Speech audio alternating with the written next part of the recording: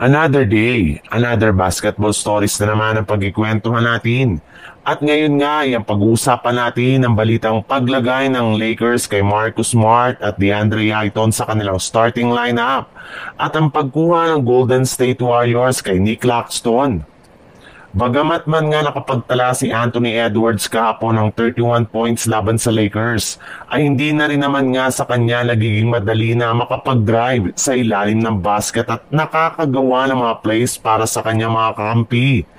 Bantay sarado na rin nga po siya ni Jared Vanderbilt at Marcus Smart na siyang nagpapalitan sa pagbantay sa kanya. Mismong si Edwards na nga ang nagsabi na malaki nga daw talaga ang pinagbago ngayon ng Lakers mula nang tinalo nila ito ng nagdaang playoffs.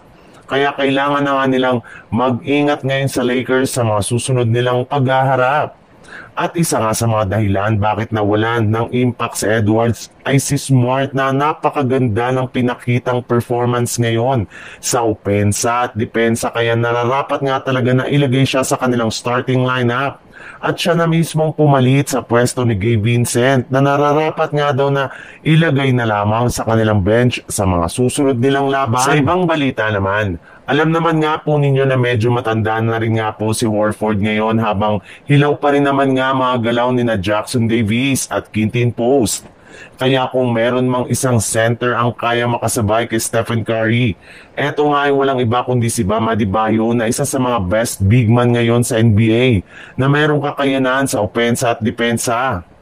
Kayang-kaya nga nito na gumawa ng malaking puntos plus meron pa nga siyang rebounding at shot blocking presence sa ilalim ng basket.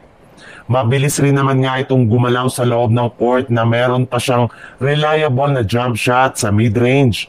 Kaya babagay talaga ito sa playing style na ginagamit ni Coach Steve Kerr para sa Warriors.